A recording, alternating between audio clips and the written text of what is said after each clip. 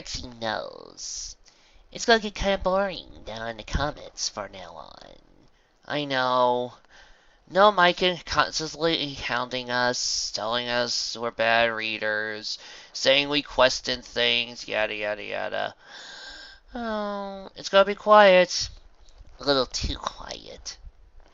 Hey, anybody out there listening care to insult me, mock me, or say how I get things wrong when I read this fic? Anybody? Or at least say if I did something good? I'm gonna kind of miss hearing people yell at me and say how much I suck, too. I'm gonna miss that. Turksy knows. Hello. Shall we begin? Oh yes, I've been waiting all month for this. Ladies and gentlemen, we present to you the Immortal game by Aesthetic B. Chapter 1. He has returned. Oh, this has been going to be good. The sun was setting. It was already mostly hidden by the horizon, its dying rays giving the world a warm red tint. In the east, the sky was already fading to purple, and stars were slowly winking into existence, the tiny pinpoints of luminescence eager to twinkle in the absence of Celestia's sun. Ordering over the first stars to appear, already halfway over the horizon, was her sister's moon, full and gleaming. Celestia allowed herself a slight frown of irritation at the sight of the rising moon. She preferred to work by daylight, but it wasn't as though she could simply refuse to lower the sun. Certainly, she would love nothing more than to deny Luna her beautiful night, but that would be an unthinkable breach of rules, even during a time of war. She tilted her wings, bringing herself into a steep dive. Plummeting downward, she felt the thrill of flight, and made a mental note to do it more often. Of late, she's spending the majority of her time holed up in tents, meeting with her commanders, learning their latest move against Luna. It would be nice to get out and stretch her wings for once. Now, however, was not the time for indulgent thrill-seeking. Celestia broke through a layer of clouds, and the scene of battle unfolded before her. The ground was scorched and scoured of foliage, leaving only dry, gray soil. Armored earth ponies wrestled and charged, crushing each other with their incredible strength. Unicorns impaled enemy soldiers with metal shards, and some wielded deadly magical blades. In the air, Pegasi circled one another, occasionally colliding with bone-crunching speed, at which point one fall to become another dead pony on the field below. Celestia picked a group of Luna soldiers, identifiable by the black and blue of their uniforms, and angled herself towards them as she dove downwards. As she tore through the air, several Pegasi turned from their aerial combat to regard her. Those who wore the war and white gold of her army did so with awe. Those who wore the black and blue of Luna, however, did so with terror. As she passed, a Pegasus called out to the forces below her. The contingent of Luna's troops looked up, but it was too late. Celestia flared her wings, causing herself to slow abruptly as she drew nearer to the ground. Then she cast her blade, conjuring a brilliant shaft of pure sunlight directly above her head. She focused more of her magical power, and Zenith, her blade, surged with a brilliant light. Luna's soldiers, blinded by her magic, were dazed and disoriented as she landed amongst them. She cut down 3 of them before they could react, Zenith cauterizing their wounds closed as it sheared them to pieces. A unicorn, the first of her enemies to react, threw up of sharp irons at her. Celestia grabbed the nearest earth pony with telekinesis and tossed him into the path of the shards. They tore into his flesh, and the unicorn, having just harmed one of his allies, lost his focus. He ceased to grip the iron shards, and Celestia took advantage of his mistake, tearing them out of the earth pony and launching them back along their trajectory to bury themselves in the unicorn's neck. An earth pony tried to jump on her. She rolled under him, beheading her enemy with Zenith even as she came to her feet. She kicked out at another unicorn with her hind legs, using her earth pony magic to straighten the blow. The unicorn's skull crumpled, and Celestia struck out at another earth pony with her blade. She turned to face the final 2 soldiers who were approximate to her, both unicorns. She deflected 2 iron shards with her blade, then cast a bolt of fire toward one of her adversaries. Her target, a young mare, ducked her spell, but did not evade the spinning metal disc that suddenly shot through the air and opened her throat. She crumbled to the dirt.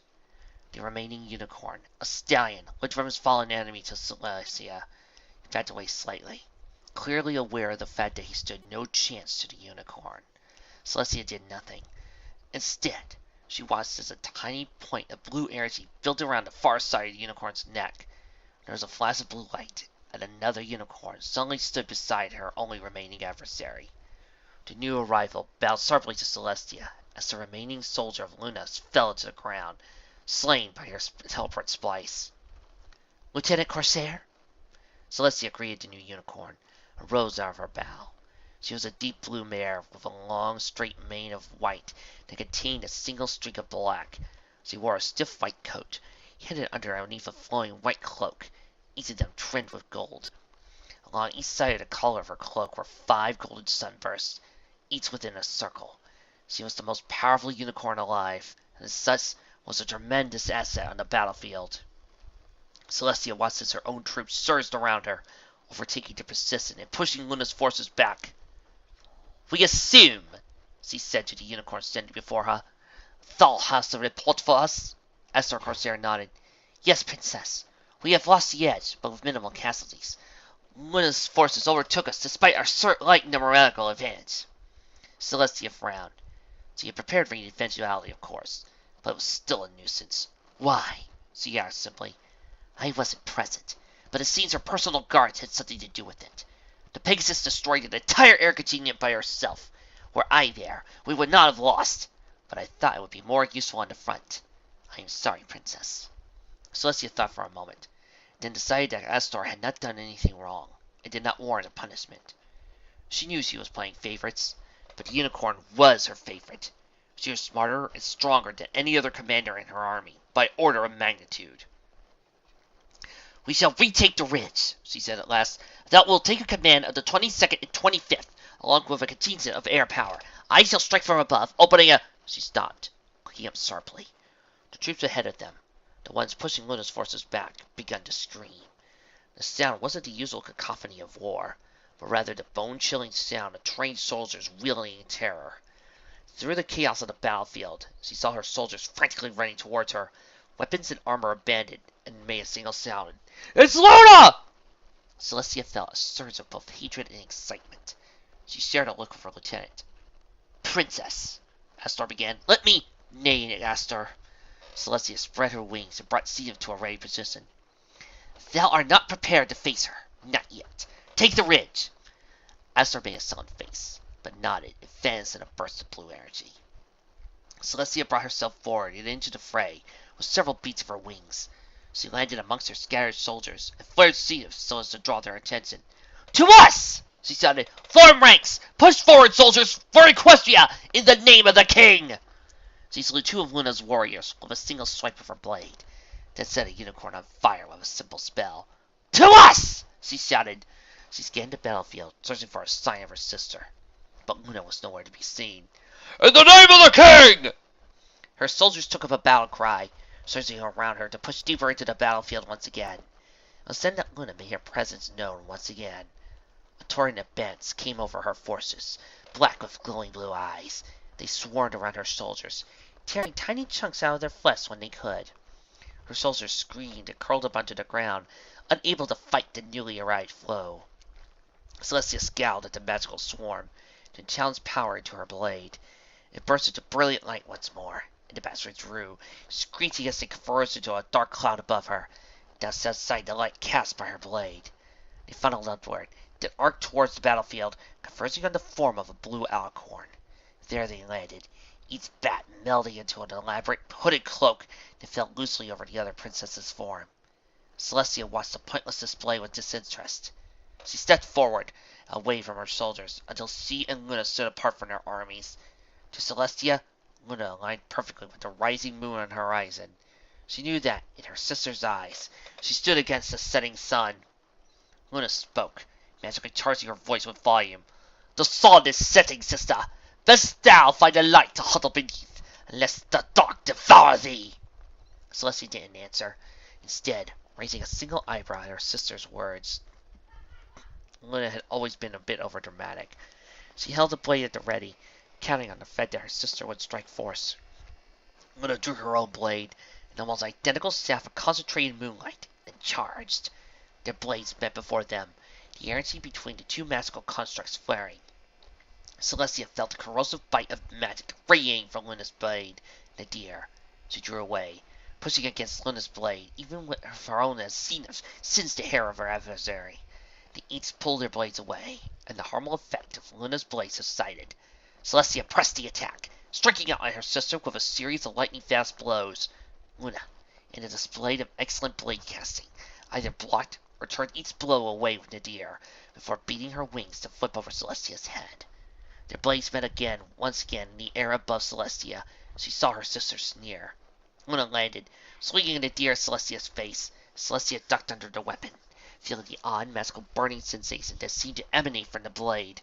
She tapped her unicorn magic, and a wall of yellow flames erupted underneath her sister. Luna shrieked, flesh singed by the magical fire. She then threw herself into the air, the force of her takeoff pushing flames in every direction. Celestia allowed herself a small smile of satisfaction. In the air, Luna's horn glowed, and her dark cloak broke into hundreds of tiny bats once more. They flew at Celestia, battering her face and neck with tiny impacts, scaring her vision. She snarled, then drew the flames as he summoned earlier about herself with her magic. The fire billowed and churned around her, destroying the many magical beasts. They condensed, clinging to the princess as it formed a suit of golden armor and flowing white cloak. Too late. Celestia looked upward to see her sister descending upon her, Nadir outstretched. Celestia felt a strange cold feeling as the blade came toward her. Unable to raise her own weapon in time, she hit herself with its wave of telekinesis, to throw herself quickly downward to the side. It was not fast enough, however, and a freezing pain blossomed in her side as the deer cut away a small piece of her hide. She winced as she came out of her roll, and deflected another series of blows delivered by her sister. She found herself regretting the decision to not bring Esther. Luna might not have had Celestia's capabilities when it came to tactics and magic, but her physical prowess was far superior to Celestia's. As their blades met in front of their faces once more, Luna sneered. "Art thou badly injured, sister?" Her deep voice vibrated through the air around them, ruffling Celestia's pink mane. "Perhaps thou shouldst attempt to consider the wound closed!" Celestia ignored the taunt as she pushed her sister away with her blade. Luna stumbled back, did not come at her as Celestia spoke. "You know that thou hast no penchant for thought before action," she said as they began to circle one another. "But if thou didst think before acting, thou might have realized this." She gave a nod to the battlefield around them. "It's but a distraction." Luna's eyes narrowed as Celestia continued. "The Pegasi that thou keepest on thine guard," she said. "We hope she is not of any import to thee." Luna laughed in her tremendous voice. "How could this be but a distraction? We drew thee out, sister!" Celestia responded with her own laugh, which was much quieter on the account that she did not waste power enhancing her voice. "We knew that thou would attack at moonrise," she said. "Thou dost always attack at moonrise. Thine Pegasus is as good as dead." Luna's face began to show a hint of doubt. Her smile vanished. Celestia sneered. "Predictable as always, sister. Thou never could see the strings. Remember this lesson when thou cradled the corpse of thy favorite soldier in thy arms. Thou can never beat us." Luna backed away, eyes shooting towards the sky. She slowly shook her head. "Every victory that thou claim, every soldier of mine that thou slay, thou dost do it by our design." Luna took flight, undoubtedly to save her strongest soldier in the ridge, and Celestia ended the memory. The Immortal Game. A story by Aesthetic B. Celestia sat in the center of her circular chambers, breathing steadily and her eyes shut. The memory had not been a long one, but its effect on her had been quite strong. Breathing quickened slightly as she tried to quell the surging emotions inside her. It had been a terrible memory, one from days long since past. Examining it now left her with an overwhelming sense of regret. She gave up trying to control her breathing and let out a long sigh. She and Luna had both done horrible, horrible things to each other. She failed as a sister, failed to protect the one pony more important to her than any other pony in existence. Let herself be twisted into a weapon of war, and done nothing as her sister had undergone the same transformation. How they, the fastest of friends, became such bitter rivals in ancient times still sometimes baffled Celestia. Their separation had resulted in decades of loneliness for both of them.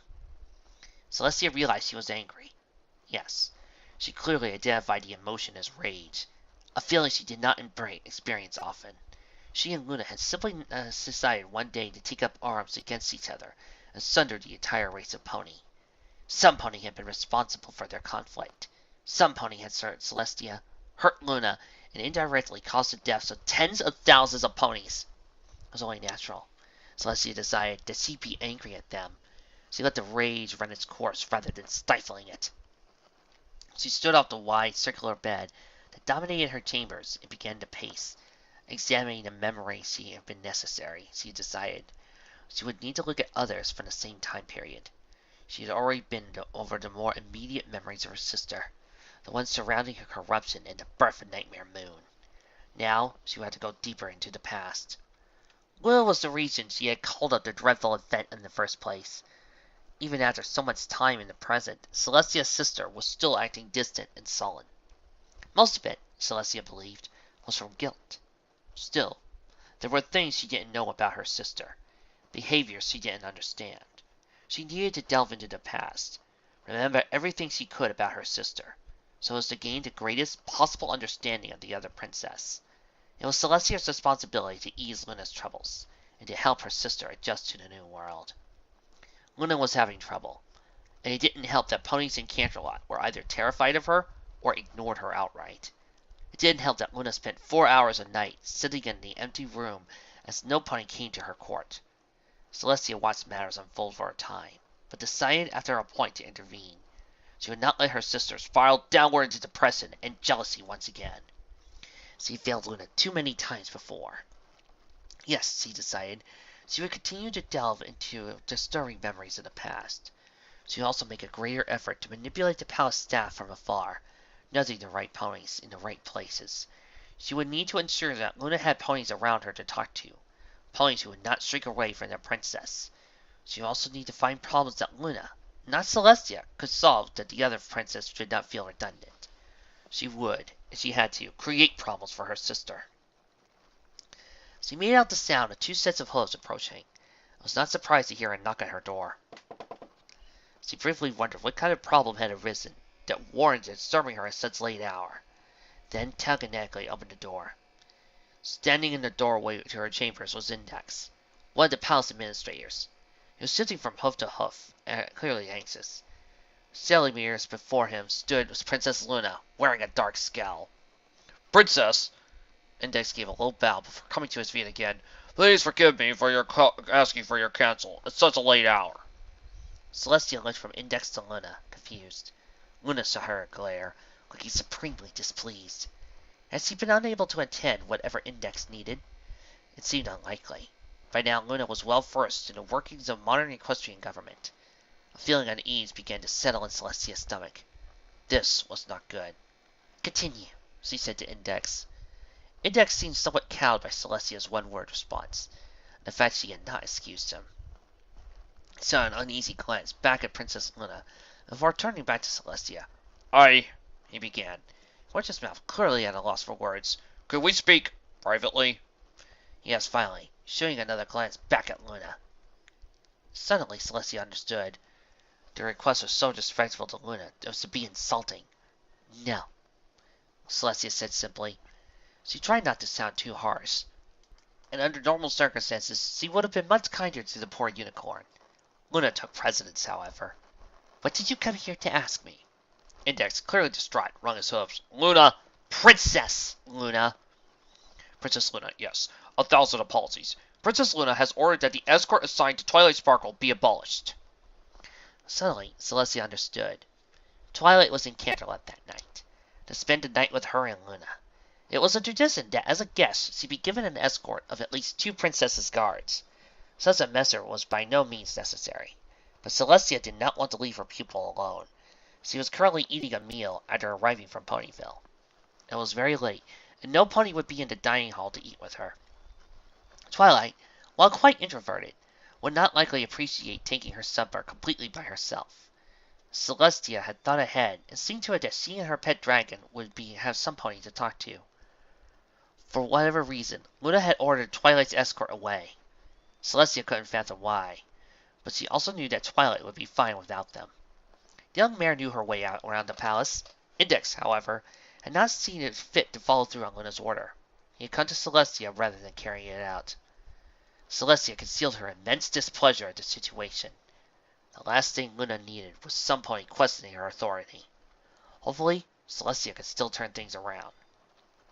Rather than answer Index, Celestia turned to her sister. I am so sorry, Luna. Please forgive him for his appalling breezing etiquette.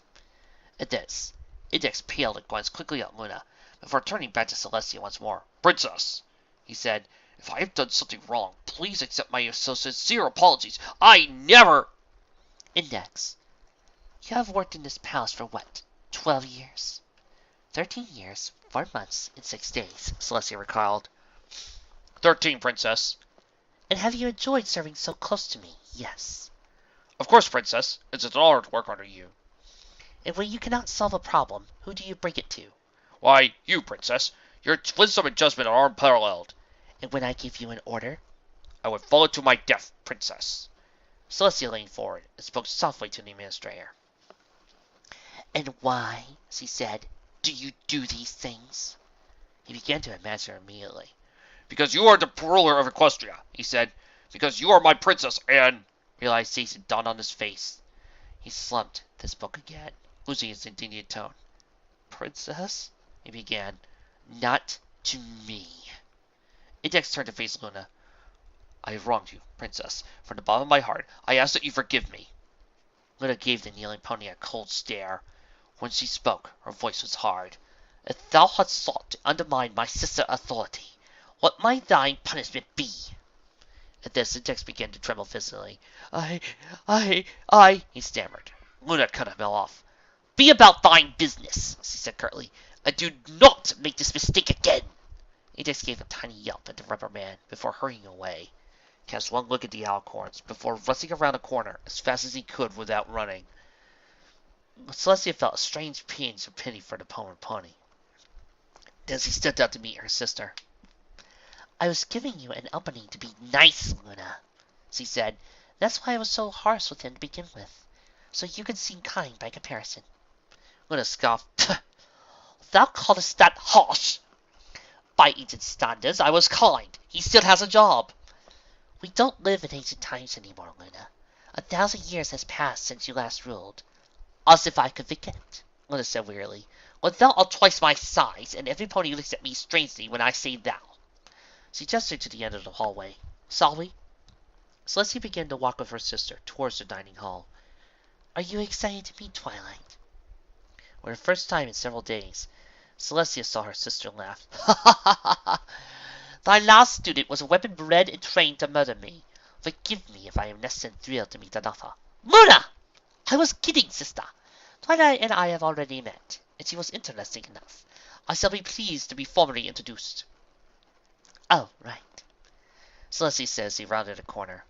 She had known Luna was joking, but her rejection had served to draw more attention to the fact, possibly encourage her to do it more often in the future. Funny that you should mention Astor. I was just thinking of her. You remember how the Corsair scale is named after her, on account of the fact that she's a perfect 10? I do. The Corsair scale measured a unicorn's magical heresy. She's a 9.3 now. The scale had to be reordered to accommodate Twilight Sparkle. She's the new 10. Eminent of Mossack indeed, Luna muttered. Hopefully she is satisfied with having defeated me once already. They were moving through one of the palace's larger passageways. The guards lining the walls bowed as they passed. So tell me, Celestia said, why did you want to have Twilight's escort sent away in the first place? I don't like the captain, Luna said simply. Celestia stopped in the middle of the hallway to give her sister a look. You don't like the captain? That's your only reason? Luna simply kept walking, giving Celestia a smug smile. That's my only reason. He seems off to me. Celestia was still taller than Luna. It was easy for her to catch up to her sister, also still appearing graceful and majestic, as befit her station. You had the guards sent away because one of them seemed off? Esteem, I think his name was. He volunteered to be part of her escort, despite the fact that the duty is far beneath his rank. He seemed strange. Esteem, Celestia thought, recalling everything she knew about the pony. She said after a long time, pursing her lips. You're right, she said at last. I am. Yes. Captain Esteem should not be anywhere near Twilight Sparkle, or her friends, at any point in time. Requesting to be on Twilight's escort is a blatant subversion of my authority. I shall have to reprimand him. Whatever happened to being kind? Celestia stepped before the doorway into the dining hall and faced Luna. Esteem is a soldier. He respects discipline. I'm sure he'll understand. I don't know, Steady, Luna said to her quietly as Celestia opened the doors. I spoke with him this afternoon. His soldiers are terrifying. You could see it in their eyes. It was always so quiet and controlled. He almost reminds me of... When a sentence trailed away, it died, as they both turned inward towards the dining hall. The wooden tables and benches that were normally stood in neat rows were scattered and broken, splinters lining the floor. Celestia could make out the bodies of 3 of her guards, lying unmoving in pools of blood on the stone floor. Another pool of blood sat in the center of the room, slightly smeared towards them. The dining hall had only 2 occupants, neither of whom was Twilight or Esteem. They were her parents. Panic gripped Celestia, stronger than it had in over 1,000 years. She felt her mouth open slightly, and took an involuntary step back from the couple in the center of the room. Words failed her. All she could do was focus on the fact she didn't have a plan. With Nightmare Moon and Discord, there had been a plan. She had worked to ensure her enemies would not harm her kingdom, had assembled the elements of harmony. Now, however, her eyes fell upon the pool of blood in the center of the room once more. It wasn't perfectly round. The fluid had been dragged towards them, almost as if some pony had struggled while they bled out. She looked up at her father. What have you done with Esteem? She demanded. And Twilight! She deliberately said Twilight's name, the second, to make the unicorn seem less important. Hopefully the king had her. Her importance would be overlooked. King Titan was exactly as tall as Celestia, but much broader. His mane was long, almost feminine flowing mass of bright white ether.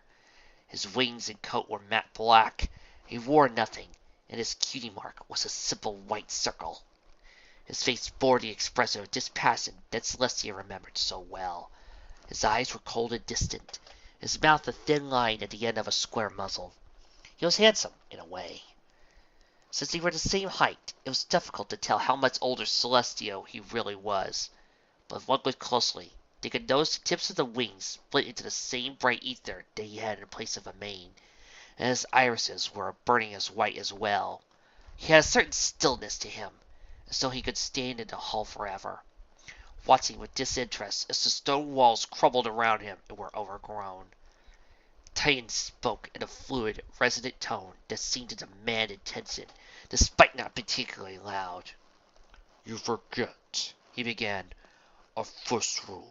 You never ask us questions, my daughter. I will, however, do you the service of answering the most obvious one. He looked at Celestia. How?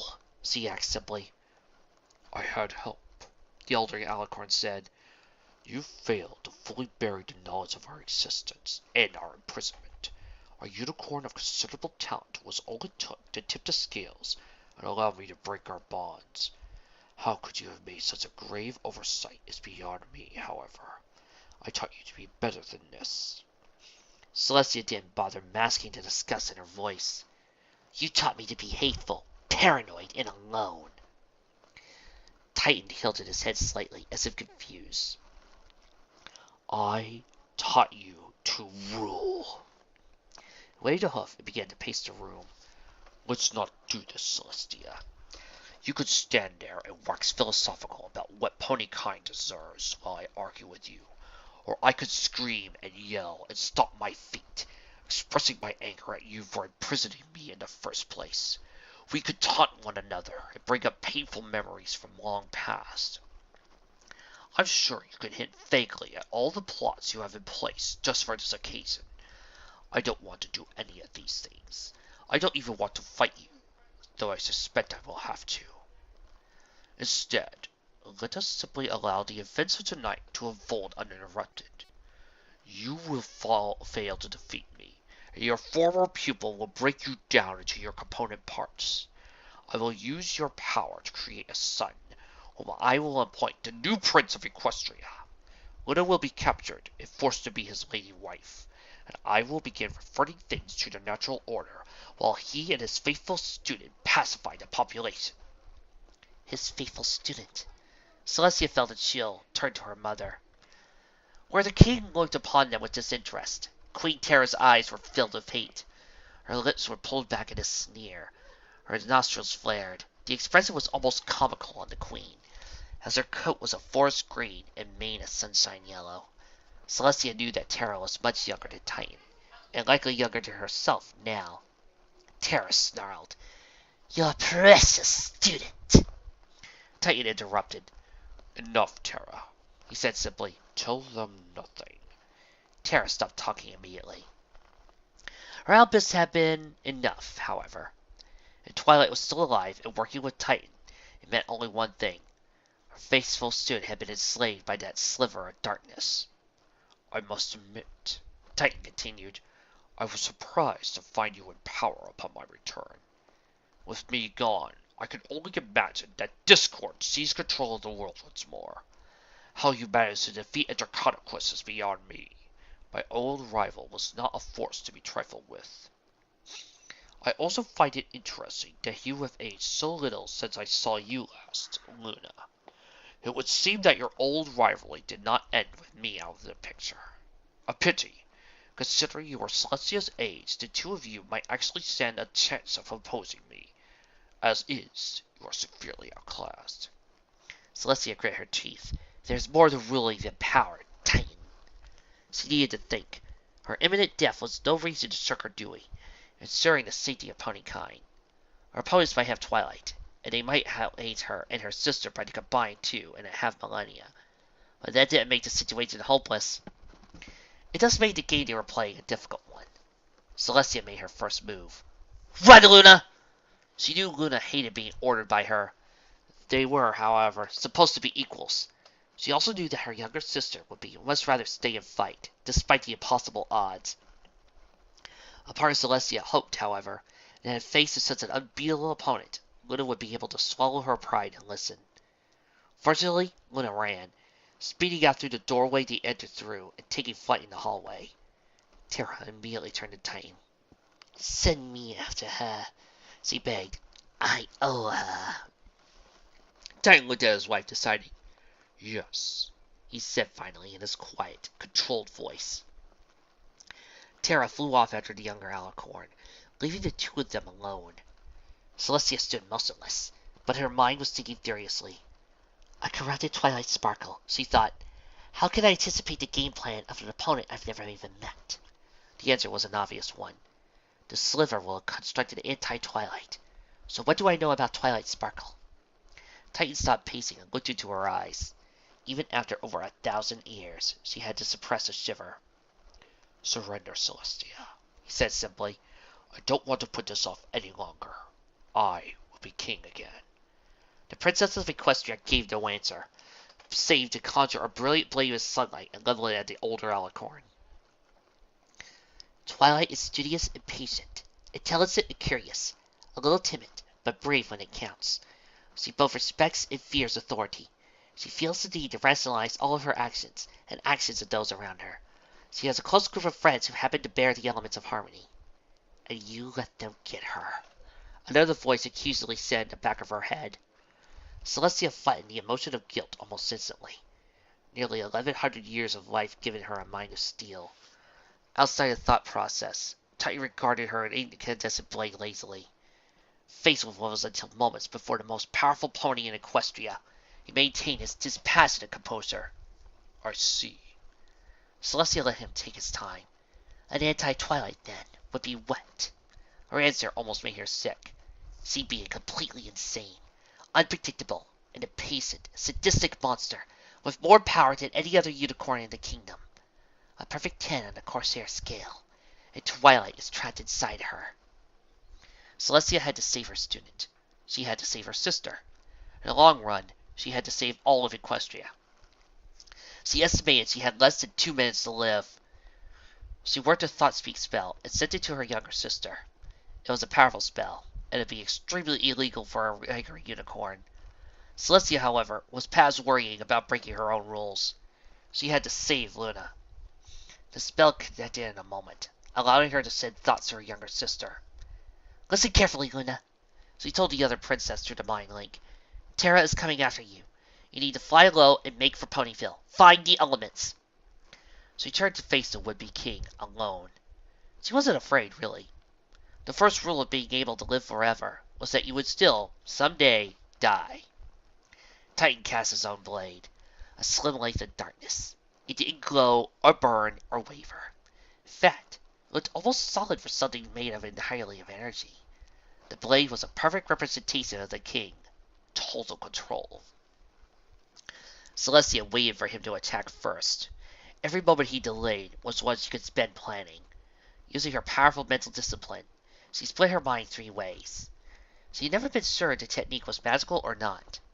After 1,000 years of practice, however, the princess's mind was capable of amazing things. The first of her minds would fight Titan, while the second would handle helping Luna to escape. The third needed to figure out how to guarantee the protection of the elements of harmony. And those 6 ponies were their only hope. Sadly, their leader had already fallen. An anti-Twilight would be unpredictable, yes. Her actions would not be completely random, however. She would hate Twilight's loved ones with a burning passion. She would be power-hungry.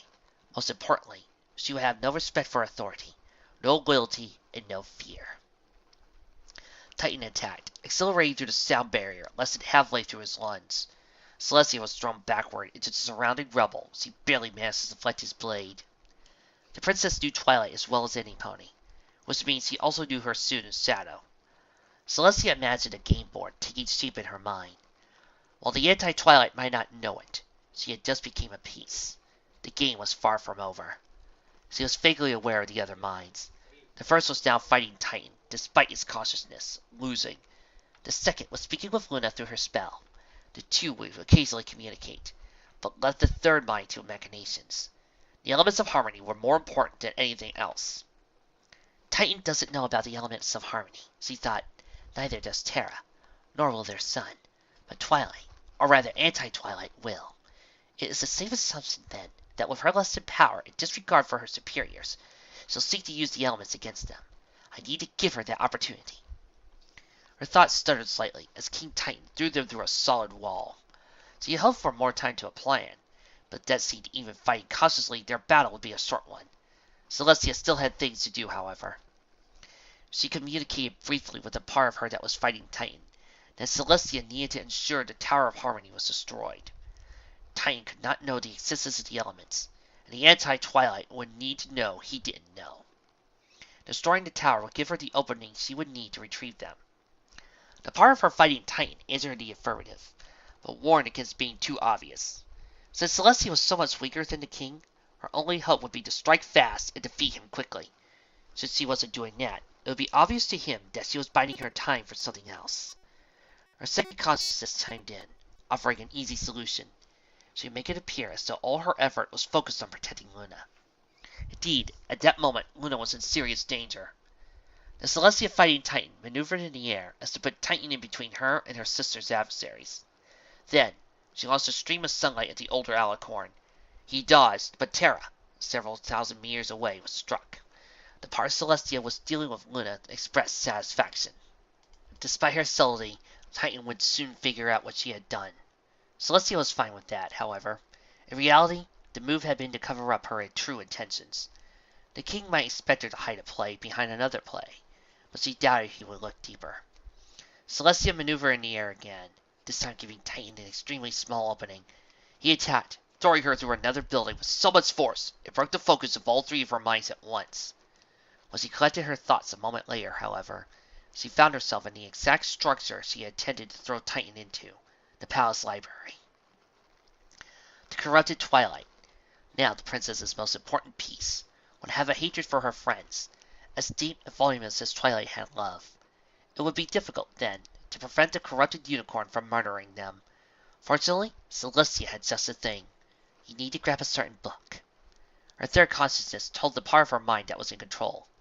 It's there, under magical theory. You need to move it to the section concerning the black arts, war magic, and mind magic.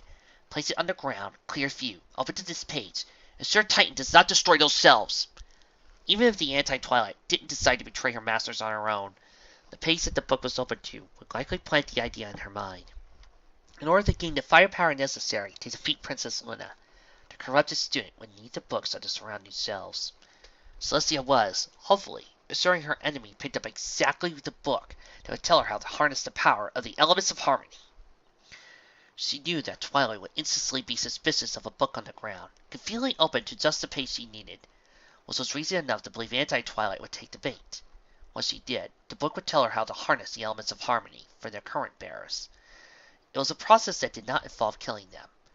Twilight's friends, 5 of Celestia's essential pieces, would be safe in the corrupted Twilight. Of course, that was only if she could get the book where it needed to go. You need to get it there fast, her second mind added. Luna will need our help again very soon. Thankfully, part of Celestia fighting Titan delivered. As the king came in to land another blow, Celestia threw herself to the side, throwing a nearby bookcase at him. Titan knocked the bookcase out of the air with ease. But with 1,100 years of experience at manipulating objects, Celestia plucked the book she needed from the shelf. She rolled in to attack him from the other side, causing him to turn to face away from the book she now held. He easily thwarted her assault. He was 3 times as strong as her, and a better blade caster besides. But while he did, she found the page she needed. She threw herself into the air, careful to trace in her mind the most likely path he would take to follow her. As he shot up after her and dived out of the library, she slid the book into position, page open. Then she dived. When their positions were in the right alignment, she attacked with another long range of beam of sunlight. While Titan dodged her assault with ease, the king had not been her mark. On the other side of the city, Terra was crushed under several tons of falling stones. Satisfied that Luna was safe, the part of her mind dedicated to protecting her fused back into the whole. Now Celestia had only 2 tasks, and 2 minds to complete them: delay Titan, and ensure that the elements of harmony were properly positioned on her game board. Luna was safe, however. In her mind, her sister's piece slid across the game board and into position. Titan clearly realized the spell had been aimed at Terra. He did not look pleased. Celestia moved, goading his next attack. He would hit her hard, likely with enough strength to finish her. She was prepared to lose. Finally, she just needed for him to hit her in the right direction. He struck. Celestia was thrown through the air. Not for the first time. She broke the sound barrier and burst through another section of the palace. Specifically, she was thrown through the Tower of Harmony. She struck out with her own magic as she exploded through the tower, encouraging its destruction with subtle telekinesis. The tower collapsed, but the force of Titan's throw brought her through the tower walls, causing her to land on the grass some distance away. Celestia looked at the ruins of the Tower of Harmony as Titan descended next to her. Somewhere in the rubble, unbeknownst to the older Alicorn, was a chest containing the one weapon that could defeat him. His own servant, the Anti-Twilight, was going to bring it to the only ponies who could use it against him. Satisfied, her consciousness slid Anti-Twilight's piece into position, then merged into the whole. Celestia lay helpless on the ground next to Titan, feeling unbearable pain. The pain was why she had to split her mind in the first place. She needed to focus to give ponykind a fighting chance in her absence. Now, as she was brought out of her partitioned mind and into the real world, she found herself drained of power as Titan stood over her. The fight had hardly lasted a minute. She was, of course, just another piece. Titan moved to take her, and in doing so, had allowed Luna to escape. Luna would be strong enough to protect the element bearers until the corrupted Twilight learned war magic. When she did, however, she herself would be compelled to refrain from killing the element bearers, giving them the room they needed to fulfill their purpose. Titan had said he would leave the kingdom with a son. The newborn son he spoke of would apparently have all of her power. But even if he did, he would be no match for the elements of harmony. The princess had agents of her own within Canterlot, consistencies that would keep the prince busy long enough to ensure Twilight and her friends fulfilled their purpose. His actions, too, would be decated by Celestia long after her death. With Celestia taken out of the game, the king would believe that the only threat to him would be Terra herself. He would return to his works and restore the natural order. While he did so, he would keep Terra close, where he would watch her and be certain that the other Alicorn did not plot against him. Titan raised her blade. In her mind, Celestia moved his piece and Terra's off the board. She was careful not to betray her happiness at one particular observation. Every remaining place in play was hers. Terra is coming after you. You need to fly low and make for Ponyville. Find the elements. Luna sped out and away from the palace grounds, flapping her wings once to clear a rooftop. They dove back down into the streets. Even as a relatively young Yalicorn, she was a world-class flyer, but that would mean little to try and outrun Terra. From behind her, an incandescent flash of white lit up the world as she heard a thunderous crack. What about thou, Tia? Even though it was not speak, she sounded panic. Thou cannot hope to defeat him. Not every pony in Calderon could defeat him. Flee! She felt her wings, causing herself to do a barrel roll in midair. She searched the sky for the other Alicorn. Terra was nowhere to be seen. Luna continued flying through the streets. Her only chance of escaping was if Terra didn't see her. She needed to head to the city gates. I know, sister. Celestia's voice sounded sad inside her head. But I have a plan. I need you to send me what you see. Luna let her sister's spell widen, so Celestia could see through her eyes. It would be too much information for her sister to keep track of in a fight. The younger sister wondered how Celestia planned to survive. Another burst of light followed by a wave of sound coming from the direction of the palace. Celestia's voice sounded again shortly afterward, even thought speaking. It was terse and strained. Terra stopped and made several Pegasi out of nothing. Black coats, blue manes. I'll help you fight them. Turn left! Luna spread her wings to slow herself in midair as she veered towards an alleyway on her left. She didn't slow herself fast enough and impacted the side of the building. Hard. Being an Alicorn granted her Earth Pony strength and resilience. However, it simply pushed off the building wall with her legs and beat her wings to regain her course.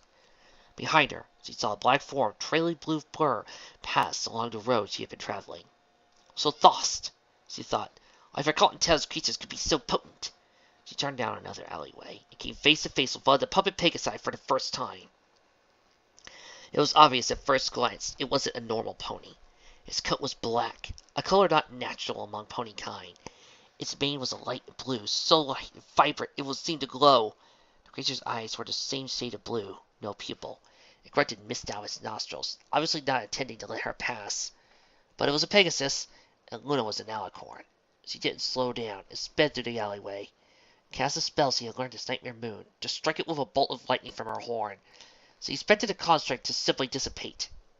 The Pegasus dispersed into an inky cloud of black smoke, and Luna flew through it unharmed. She propelled herself upward over another rooftop, doing another barrel roll, scanning the sky. This time she saw Terra. The Alicorn was perhaps 300 meters away from her, hovering high in the air, surrounded by a dozen of her Pegasi. Tiny green figure saw her too, and lunged. Suddenly the world became so bright it might have been bedtime. Luna flinched, but not before seeing a stream of white-hot sunlight cut through Terra, two of her Pegasi. The incandescent beam was extinguished. An instant later, was another loud boom came from the palace. Westgate, Luna, go! Her sister's voice sounded frantic inside her head. That won't slow her down for long. Luna was shocked that Celestia's spell had packed so much punch. Celestia was even stronger now than she had thought. Luna pumped her wings furiously and dove back down into the street. It was a busy street during the day. It was now filled with panicking ponies. They looked up as she passed, obviously confused as to why their princess would be speeding down the main street so late at night. Nolly noticed me, Luna thought glumly. Another flash from a palace, another ripple of convulsive force. Luna flew through the air again, and saw two of the Pegasi gaining on her before turning back around. She levitated a nearby signpost out of the ground with her magic, swung it around towards her pursuers. One of the Pegasi banked in time to avoid the steel signpost. The other did not. She hadn't swung the post very hard, but the Pegasus' momentum was enough to cave its skull in around the metal pole. It proved into another cloud of smoke. She dropped the pole and banked sharply into the remaining Pegasus. They collided, and she grabbed his wing and used Earth Pony's strength to bring the flailing Pegasus in front of her, angling the two of them into a nearby bookstore. The bookstore was made out of wood, and the walls were not strong enough to withstand both their weights moving through the air at such high speeds. The corner of the store burst into splinters as she carried them through it. She hopped upon its limp form to the road below them. It might not die, but it wasn't picking up any taste anytime soon. The impact with the wall had shaken her. Shards of wood were lost in her wings and hood, but her Earth Pony resilience was more than enough to handle the damage. She shook herself once and cleared her head. She veered back down to the street towards the city gates. Canterlot was not a large city, and she was closing the distance to the gate fast. Hopefully, Celestia was almost out of the city by now. Another loud crack from the palace dashed her hopes. Only feet from the gate, Terra attacked. Luna felt an invisible force crush her to the ground. Her frail face went white with pain as he struck the ground just inside the gate. Keep going, Luna! Her sister's voice went weakly inside her head. Terra landed in front of her with the remaining Pegasi. Luna! The Alcorn's voice betrayed her excitement. What did you plan after you get out of the city? Outrun me. There's no place you could go where I won't find you, child. Luna pushed through the floor with her legs, sliding herself further under the massive stone archway that was the western gate. Just a little further, sister. You're going to need to hit her with everything you have. Terra continued. As much as I would love to tear your pretty little head off its shoulders, Titan wants you alive and well. Suddenly, Luna realized what her sister's plan was. Celestia wasn't going to escape. She was just distracting Titan. Her sister intended to lose. She dragged herself further under the western gate of Camelot, trying to make herself look as pathetic as possible. She mentally readied a huge portion of her magical power, but was too far to actually kill Terra. I don't see why you're so reluctant, Luna. You're going to be married. Isn't that wonderful news? The other Alcorn stepped towards her and smiled. Luna attacked. Tia! No! Her spell was a blinding bolt of moonlight that sent through the air and struck Terra in the chest. The other Alcorn screamed. Luna immediately felt exhausted for the expenditure of magical energy. At the same time Luna struck Terra, another blinding stream of Celestia's concentrated sunlight struck the western gate of Camelot, causing tons of stone to collapse. Luna flapped her wings, taking to the air, gaining the speed necessary to avoid the falling archway and exit Camelot. Terra, however, was not nearly so lucky. The other Alcorn, stunned momentarily by Luna's spell, was crushed into massive blocks with her stone along with her puppets. Luna found herself standing on the grass outside the city walls. Celestia! She thought to her sister. There was no answer. Celestia! Her sister's reply came soft and faint. Luna, are you safe? I am. Now, get out! From the direction of the palace, there was another flash of light, followed by a slow crack.